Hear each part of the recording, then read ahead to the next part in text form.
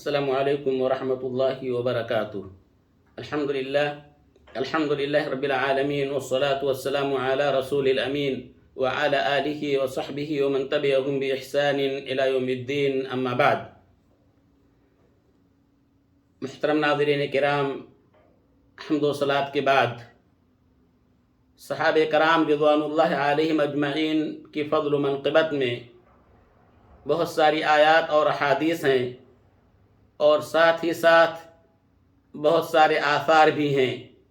उन्हीं आसार में से एक असर अब्दुल्लाह इब्न मसऊद रज़ियल्लाहु अन्हुमा का है, जिसमें वो बयान करते हैं मन काना मुस्तन्नन फलयस्तन्न बिमन क़द मात फ़इन्नल हय्य ला तुअमन अलैहिल फितनह उलाइका अस्हाबु मुहम्मदिन सल्लल्लाहु अलैहि वसल्लम कानू अफ़ज़ल हाज़िहिल उम्मह अबर्रहा क़ुलूबा व अअमक़हा इल्मा व अक़ल्लहा तकल्लुफ़ा इख्तारहुमुल्लाहु लिसुहबति नबिय्यिहि व लिइक़ामति दीनिहि फ़अरिफ़ू लहुम फ़ज़लहुम वत्तबऊहुम अला असरिहिम व तमस्सकू बिमस्ततअतुम मिन अख़लाक़िहिम व सियरिहिम फ़इन्नहुम कानू अलल हुदल मुस्तक़ीम।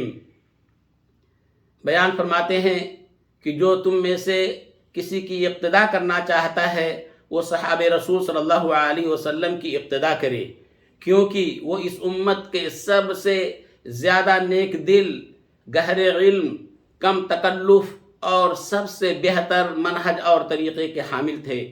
ये ऐसे मुक़द्दस लोग थे जिन्हें अल्लाह ताला ने अपने नबी करीम सल्लल्लाहु अलैहि वसल्लम की सुहबत और अपने दीन की नस्र व इशाअत के लिए पसंद फरमाया।